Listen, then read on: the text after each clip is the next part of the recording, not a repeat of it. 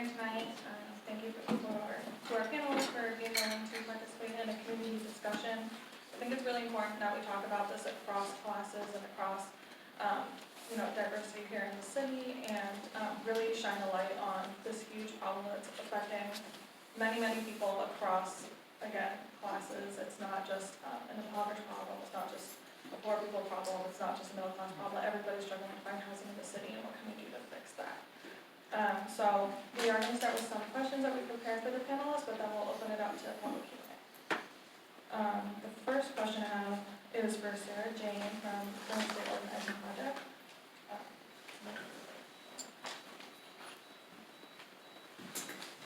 So with homelessness being such a huge problem here in Manchester, how do you think we should direct our attention to the root of the problem and address the housing crisis?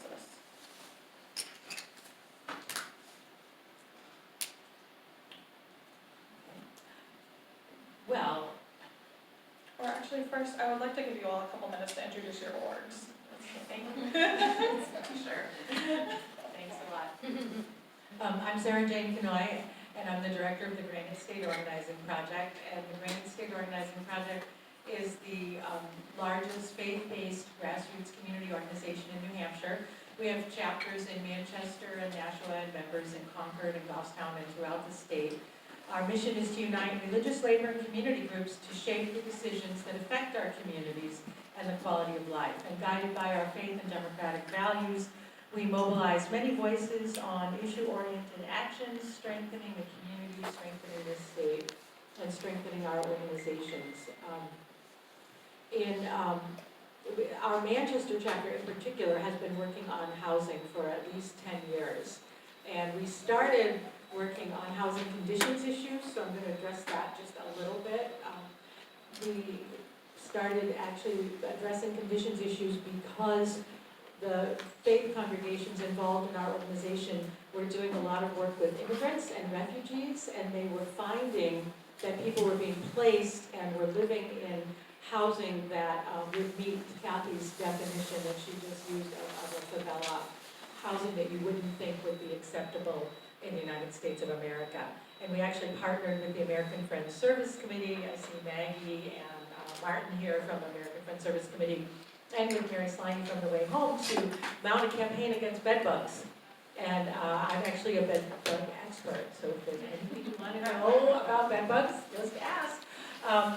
And of course, when we first raised this issue, people blamed the immigrants for bringing bed bugs, which was completely false. They didn't have bed bugs in their countries. They'd never heard of bed bugs. And it turns out there's a bed bug epidemic in the country, and the center is the northeast of the United States. So we started our work on housing with the Bed Bug Action Committee, and then we moved on to publishing this substandard housing report on conditions in Manchester, and we published this in 2014. And it actually does relate to your question about homelessness, because what we found was that for people to live in conditions like this, I don't know if you can see it, but this is a hole in a ceiling, which was over a kitchen cabinet in an apartment that somebody was paying $1,200 a month for. And the city's refusal to force the landlords to fix up the housing. Many people actually would choose to become homeless rather than to put up with the kinds of conditions that they were putting up with in the apartments that they were renting. So I can talk more later about this report and about the steps that the city is supposed to be taking to improve the quality of the rental housing that we do have available in Manchester. But to get to your question, although there may be many factors that contribute to an individual's particular situation of homelessness, the fundamental reason for homelessness is lack of affordable housing. And there are many people in homeless shelters who have incomes, like the income that Ron described, income from SSI or SSDI, that is $600, $700, $800 a month, and that simply is not enough to afford a decent place to live. So there's a lot of connections, but I think I can stop there. Can I ask a question? Why didn't the city enforce the laws, and why weren't they fined or whatever, these slumlords? Well, You that's like what to talk public about bed questions- bugs, they're big bed bugs Yeah. there, and they're slumlords, Elm Grove, Red Oak, all those big SROs, rooming houses that have horrible conditions, and all you can do if you are not a renter in the building is report these conditions to the health department. So why is the city allowing these rich landowner, property owner, and slumlords taking advantage of poor, mentally challenged people, people coming from jail, that's another issue. Veterans, I'm a very big veterans advocate. Why isn't the city enforcing these laws? Why, or whoever, the state? If the city is not finding these people, why aren't they finding them and holding them accountable? And why do they get to continue to collect rent, especially from Section 8 housing and things like that? Yeah. These are exactly the questions we were asking and that drove us to write this report back in 2014, and then we had a housing commission in 2015, and I will definitely talk about it later because we are in the middle of an effort to try to get the city to enforce the reforms. We got them to pass 7 reforms, but they're still not enforcing those reforms, so we can definitely talk about that. Right, this is all This just people report passing that papers we back and forth published while the on our slumlords get all the money And taken. our website Thank is you. listed in the agenda here. This report is published on our website. We named by name, and we're actually threatened with lawsuits because we named by name the 4 largest slumlords in Manchester at that time. A lot of those properties have since changed hands. That Robinson doesn't mean their Perron, conditions have Ronald been improved, DuPont. and they have changed. So Mary, you wanted to just introduce your report? I'm Mary Slimy, and I'm one of the founders of The Way Home, and I'm currently in charge of our programs. We, as Kathy was giving you the brief history of housing in Manchester, she talked about the late 1980s, and it was a over-investment in housing, inflating values, and it crashed. United Way did a needs study right at the point that things were escalating, and there was a lot of interest in the community of people coming together to talk about access to housing. And that's how The Way Home got started, with a no-interest security deposit loan program, which we still have running now, because of the sense of, well, let's do the numbers. To come up with 1 month's rent and a security deposit, and you don't have a whole lot of money, means you don't have much choice in housing. And so what happened with us, we raised a small amount of money to get started, and immediately recognized that a security deposit is only the key that opens the door. And all problems come home. What you're earning at your job, if you're able to have a job, the affordability of childcare, if there's someone in your household who has special needs or if there's a mental health concern, you need access to these resources to be able to patch together every little bit that you can to be able to afford the cost of your housing. If you don't pay the rent, you're going to be evicted. You're going to be on the streets. You're going to be dealing with homelessness and in and out, doubled up with another family perhaps. So we developed what we have is our housing counseling program, and try to work with folks to come up with strategies, knowing very well that in the numbers that Kathy was sharing that's available on all these different websites are, in the 31 years that I've been working at this in Manchester, this is the toughest housing market that I have seen. When you talk about a vacancy rate of less than 1%, what that means is that if you see an opening for an apartment, there's another 50 people also looking for an apartment. And the turnaround time is that quick. And landlords have a legal right to make certain conditions, mostly economic conditions. So there are fair housing laws to protect people against discrimination, but not economics. You don't have the money, and there are landlords right now, property management companies, who say your income has to be 3 times the cost of the rent of the unit, or we won't even consider you, because they want to be sure the money is there. Why would people pay their rent if they're infested with cockroaches and bed bugs and things like that? That, which should be the hold. I will not pay my rent. You have my security deposit, by the way. I shouldn't even enter this building when they actually get inside the walls. Some of these buildings have to be condemned, and they are not condemned. There's buildings right around the corner here, by the way, that have that condition. There's the place called the You make Welcome Home. a very good point, and so the advice is, there is a state law for rent withholding for poor conditions in an apartment, and it has to be followed very carefully. The rent has to be set aside so that when you go to court to force the landlord to make the necessary repairs, if you don't have the money for the past due rent, then you're gonna lose the case. So it's a very good law, it's good for it to be used, and it's very important to get advice from New Hampshire legal assistance so that you're ready for the action in court. So that just gives you a little bit of sense. One thing I want to say is that the way Home's focus has been on the economics, affordability of housing, and also on housing conditions. And we've had particular concerns because of this being an old city, the use of lead paint in our apartments and the need to protect our young children from lead poisoning. And so we kind of do a dual and also working with other housing safety concerns. I'm with Wing Companies, and we're a large apartment affordable housing management company. And something that came up was two things. In Rhode Island, they recently passed a bill, or there was a housing project of some sort where they're doing affordable housing, energy efficient for low income, and they passed it. And it's like we're talking here about, well, do people want to invest really in a small house that's affordable, but if it's energy efficient, maybe that's a key, that's a doorway in.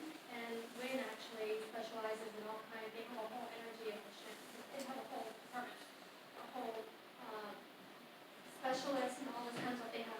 They've gotten awards for their green technology and some of their rehab, some of their mills that they rehab, and they equip, and they have energy grants all over the place, solar credits, all that kind of stuff. So there's that. And that's all in Massachusetts too, and Massachusetts is a great example. And also in Massachusetts is doing an 80-20 split, where you have a larger building where it's 80% market and 20% affordable. So why is that? So that's the laws in New Hampshire versus the laws in Vermont, Rhode Island and Massachusetts. It was something I was going to mention later. Inclusionary zoning is a really good way to solve the affordable housing crisis. And in New Hampshire, mandatory inclusionary zoning is not yet legal. The state has to allow the town's permission to do it. And all that stuff with the solar credits and the energy credits, New Hampshire doesn't have the same systems in place that other states do. And regarding lead, Rhode Island and Vermont and Massachusetts all have laws that prevent lead poisoning before it happens. In New Hampshire, the child gets lead poisoned first, and then the building is put under order, and then the landlord's given access to money to fix up the building. So we are way behind our neighbor states in our laws for housing and how to support affordable housing. But I want to give the other panelists a chance to introduce themselves. Can you just clarify that? You said the landlord is given money to fix the lead paint and they don't fix it till after a child is poisoned? I'm just gonna ask that we hold questions and comments until Okay. after we've gotten But through sometimes introductions, things go and the by first and couple then questions, forget. and then Thank we'll you. open it up to the audience. Thank you. My name is Frank Staples. People call me Footloose in the community. I am the program director at Humble House. We're the first 12-step alternative secular options for recovery housing in the state of New Hampshire. The only other place in the country that I'm aware of is LA.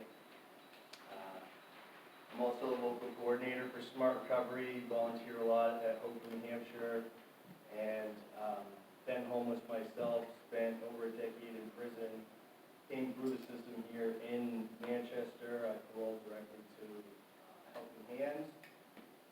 Eventually had to rent a room at one of these rooming houses, which was pretty atrocious. Needles, with no taps on them all over, there's gunshots. It's pretty atrocious. very affordable either. So, yeah, this is just a big issue. I think one of the first steps that is going to be necessary is homeless camps, staff homeless camps that are,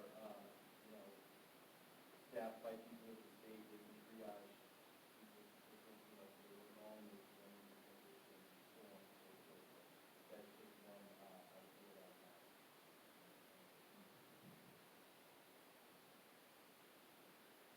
My name is Erica Brooks. I'm the community building manager at the Board for New Hampshire. Been there for 6 years. We are an affordable housing developer. We also help people into first-time home ownership.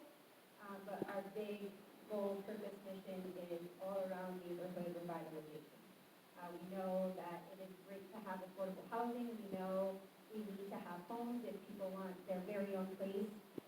But we really care about the overall change of the neighborhood, right? Because you don't want to buy a house in a neighborhood where there's violence and issues and crime and graffiti and all those other things. So we really try to address housing, yes, but the overall health and wellness of the neighborhood.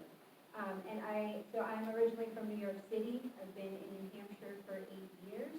And it was funny because I was super condescending about all the things that people were saying about Manchester. And I was like, how could you guys be complaining about rent when I just came from a city where rent is like $2,500, right? But I understand two different markets and there's different needs. And there is so much missing here in New Hampshire, especially transitional housing. That is something that is definitely lacking for people who are coming out of the juvenile justice system, court system, whatever, and just can't afford a place to live. But we know that buying land is really difficult here. It is expensive. The cost of materials is super expensive, and it's really competitive. The little bit of land that you can buy, everyone wants it. Any developer wants it, especially affordable housing developers, and we're all trying to get the same tax housing credits, so we can get the funding to be able to do that, and it's just not really feasible. We completed a project in Londonderry, and now we're starting a project in Merrimack, so townhouses, and the cost of products has gone up 20% in just a year. So it is just difficult all around to be able to build new housing, and then the housing that exists already is terrible. And there's not as much accountability for landlords. Maggie Fogarty was probably one of the first people I met, and she showed me this bulletin, and I was like, oh my gosh, this is disgusting. And these are properties walking distance to our 100 units, and specifically the center city of Manchester. And landlords are not being held accountable because they can get whatever they want for rent right now. They don't have to really improve their the living conditions because they can charge the rent because there's less than 1% vacancy rate. People just need a place to live. And there's this lack of education that hopefully we can address too. People in financial crisis that are paying 35, 40, 50% of their income for rent, but then can't afford anywhere else. This is not necessarily the most walkable place ever. I mean, right here downtown Manchester is, but you need a car to live in New Hampshire, right? There's not public transportation. So we are, and thankfully Mary Sliney at the Way Home, and there people are doing this as well, but just overall financial education for people. So we have people walking into our doors, people who are about to get evicted from our apartments. We have 450 in southern New Hampshire, 451. That are coming in, walking into our doors about to get evicted, but they want to pay their car payment because they need a car to get to work, and they're not making enough money because they're working third shift, and then they don't have enough money for daycare because they have to wake up super early in the morning and try to get to sleep and get their kids, and there's just a lot of things going on, and our boss calls it the perfect storm of housing.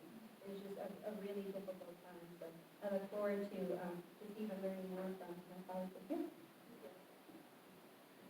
So I'll touch back with you, Sarah Jane, just a deeper dive on that question we were asking before. So I feel like in Manchester, we just have such a focus on homelessness right now, and homelessness being the problem, and like, how do we change the narrative to focus on the housing crisis and fixing housing instead of like demonizing people that are on the streets because of the situation? That's a great question, and I guess if I knew the answer, we would have done it, right? But maybe all of us together can figure out how to do it. I know that when when we first were working on the conditions issues, we went to these places. We went there. And we went there every day and every week, and we saw things. And then we went to the Department of Buildings in Manchester, and we looked up the inspector's reports and the certificates of compliance reports, and we saw, I remember one building right around the corner here, like we said, that, you know, every time it was inspected, there was a hole in the pantry floor. And then every time the landlord would like put a piece of cardboard under the linoleum, and the inspector would pass it.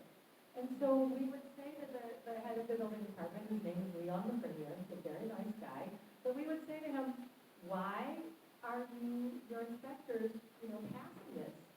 Because we know, just by looking at it month after month and looking at the inspection reports, that it's not fixed. Or this big hole which is leaking food into the woman's, bathroom water into the woman's kitchen cabinet. And the response was, well, we're not allowed to move that drop ceiling to see that the hole is still there, and so he puts in a clean piece of whatever you call that, and so it looks like the leak isn't there the day the inspector comes. And the pantry floor I was describing, they would say, well, we're not allowed to lift the linoleum, even though when you step on it, you know, you can tell it's cardboard or plywood under there. And so they keep passing these inspections, and the conditions get worse and worse. And then what does happen is tenants decide to repair it themselves, or they think they know the law about rent withholding, and so they use the money to repair it themselves, or they use the money to pay for their own bed bug treatment. And as Mary said, you will then get evicted, because if you're going to do rent withholding, you have to do, the whole building has to do it together, you have to save the money, you have to have the money on hand. So it's just really complicated. So we kept trying to get the attention of the city, and we kept trying to get the attention of the news media. And I remember one day we had a reporter from the union leader in our office with pictures all over the wall of this kind of bad housing.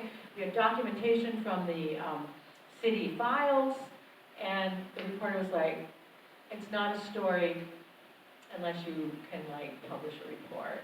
So we published a report, and that got the news coverage that we needed to WMER News move. and the union leader own those properties Yeah, around it that to- have to- all well, that so stuff. that got That's the why they news don't cover coverage those that we stories. needed to get the city then to create a housing commission to look into housing conditions. And so there was a housing commission created for a year. Mary attended some of the meetings, but then Alderman Pat Long was on the meeting. The Department of Buildings was forced to attend the commission meetings.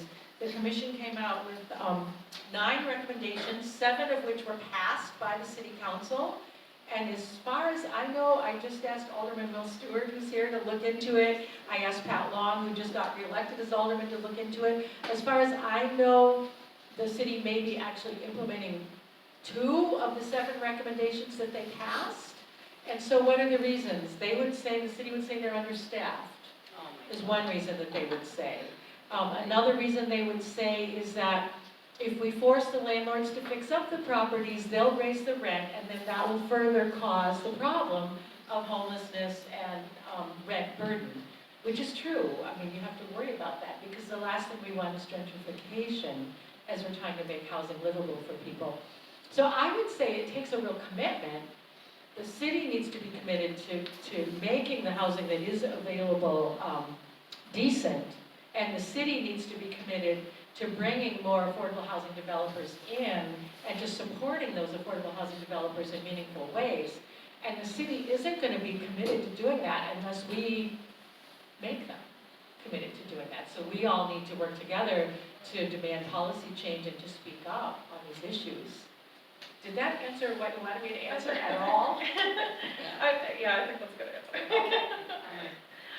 Mary, I was wondering if you could kind of lay out for everyone the process of applying for affordable housing and any complications that kind of arise at, like, with someone like Ron's story. You can see that it's a very, like, it can get really complicated, and with people that don't often have access to the internet and resources, like, where would they even start? How to know what's available within the city. We have, we have folks who call us up in hopes of getting a security deposit. One of the requirements that we and then to meet one-on-one with a housing counselor to kind of take a look at what are you bringing to the table, what's your resource base, and what's the gap? How are we gonna work together to try to match the gap and to find available housing? Immediately applying for one of the subsidized units, so with Manchester Housing Authority, New Hampshire Housing, some of the privately owned and subsidized properties. Why? It's not likely you're gonna get an apartment this month, this year, but to get on the wait list is an important thing, particularly if you're not able to bring your income base up to closer to the middle income standard where you have more units you can compete for. In the meantime, how are you gonna find something that you can afford? We're finding right now that a lot of people coming through our doors are using Craigslist to look for apartments. Sometimes they luck out. More often, folks with the lower rent units or the less costly. Doesn't even seem right to call them lower rent because rents are pretty high. We'll put a sign up in front of their building. So going through neighborhoods is an important thing to do. And sometimes it's word of mouth as well. The other thing, we work with people because when your income is such that you barely have enough to meet your monthly expenses, and then something happens like you have a car repair or some other emergency and you fall behind on your rent, then that can be a black mark against you as a tenant looking for another apartment. And so coaching people on how to approach landlords to be able to show that, yeah, paying your rent is a priority, keeping your family housed is a priority, and being able to have a adult-to-adult, business-like communication with the landlord so that you are recognizing your responsibilities and are going to be doing everything you can to meet them, and you're hoping and expecting the landlord will treat you likewise. So we do that kind of coaching with folks with whom we meet. And then also try to help them connect with other resources. Like as Ron was speaking about, if fuel assistance can help you, like if it's included in your rent, can help cover 1 month's rent, that's going to at least let you stretch. And then what are you doing to meet your other needs? And it's a patchwork. You have to be such an incredibly good manager. And that's how we treat people, as being responsible household managers and managing your resources so that you can stretch every little bit that you have to meet your basic needs and what's important for your family. Thank you. You want to pass it to Frank?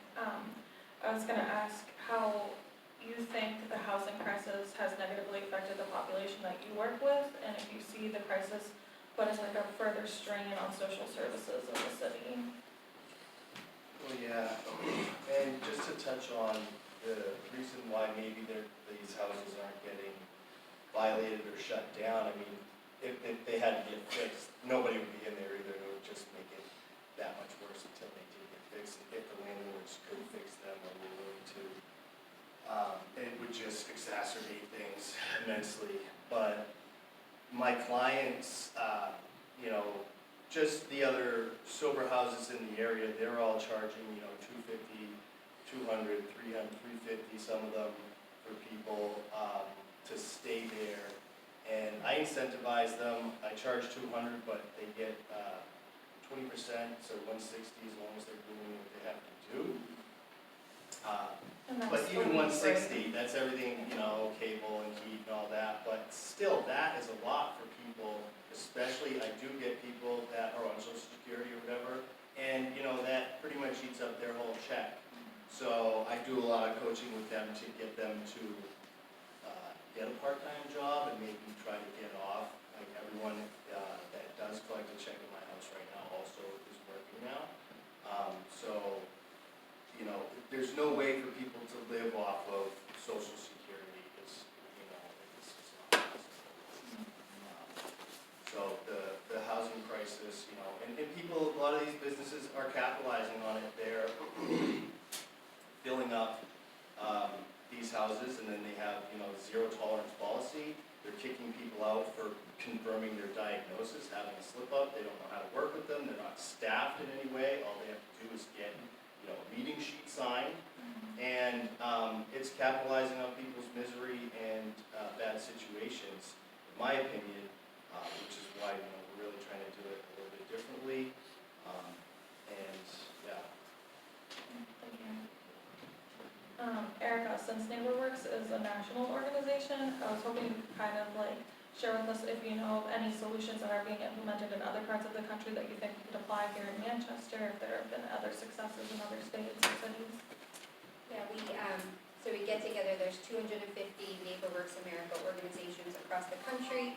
There's only 3 in the state of New Hampshire, but we just had a conference in Burlington, Vermont. And there is a huge hospital out there that just opened its own real estate subsidiary. That does not happen here in New Hampshire. The healthcare system, hospitals, I think have a responsibility, and of course it's going to be a little selfish, right? Because they want the visiting nurses and the families who are coming to work at their hospital to have a good place to live, and it's walkable or close by to the hospital, and they have a really good overall quality of life. And I was like, oh shoot, that would be really cool if our hospitals and our healthcare system was really invested. It's fine that it's specifically for the people that work at their hospital, but even increasing the amount of rental units in this area, because hospitals really, I know, and we know it's difficult, and we talked about Airbnb and how easy that is for someone to get Airbnb their basement or their accessible dwelling unit or whatever it is. They're able to have Airbnb, and that's taking away from so many economies and cities. But that there's a responsibility on the healthcare system to create some housing as well. And Burlington, Vermont created 330 affordable housing units. And people are coming to live, visiting nurses, and while they go away, they're always going to have that rent. So we thought that was really creative and helpful, and would be helpful here, because we have really big hospitals. I mean, Dartmouth and CMC and Elliott, and I know that Elliott is really good. They have relationships with landlords in the area, because that's a really, east side of Manchester is a great place to live. But if they would create that affordable housing as well, I think that would draw urban professionals, young people, people in the Medicare system, medical system, just wanting to draw different people, younger people as well, and help out with the economy. Well, I just have one more question for each of you to answer, and then we'll open it up to the audience. So if you had a magic wand, what is the one thing you would fix to solve this crisis? Oh my gosh, that is a good question. So I recently went and